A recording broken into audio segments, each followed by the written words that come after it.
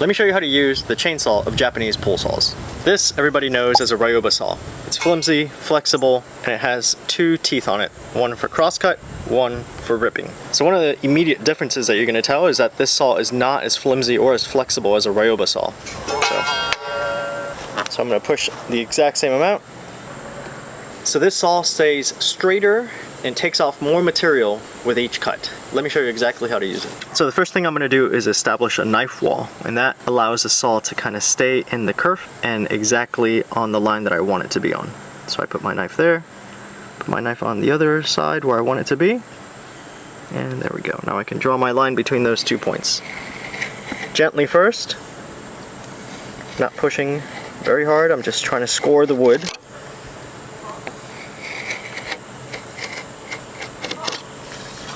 Now I can go deeper, putting both hands on the knife. Now I'm going to make myself a little valley there. Alright, so this is a pull saw, so the only way that I'm going to make a cut is by pulling. That being said, I'm going to start the cut off by pushing. So I'm going to establish a kerf.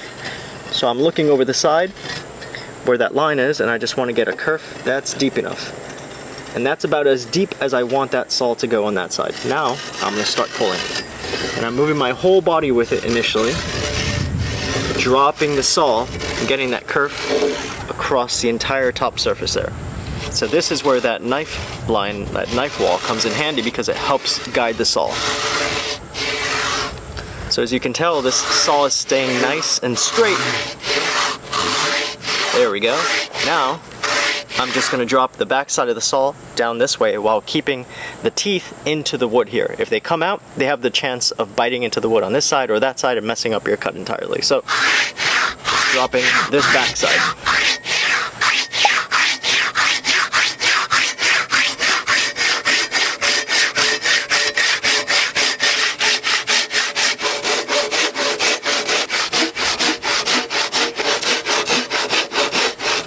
So now I'm going to stop. I have a diagonal line that goes from this corner to this corner. Now I'm going to flip it over and continue my cut. Alright, so now on this side you could totally do a knife wall, but it's not necessary since you already have that kerf started over here. So I'm just going to put my saw in here, push a little bit, and start pulling.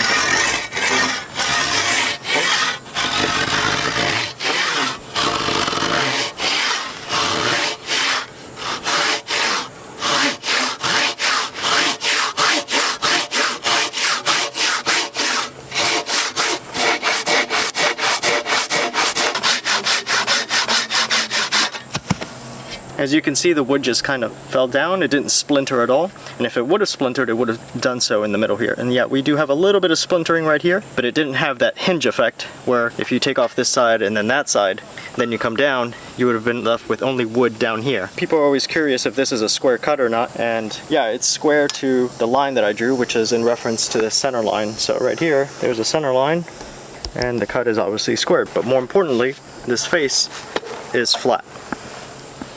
So, yep, you can see right there, it's perfectly flat. So I have a little bit of material here, and that's easy to clean up. Let me show you. So to clean this up, just use your chisel.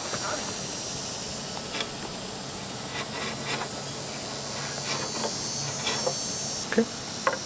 The one thing you're looking for is for the square to rock, and there is no rocking back and forth. This is a really clean cut. This is a show face, but I'd be happy to use that as well for joinery.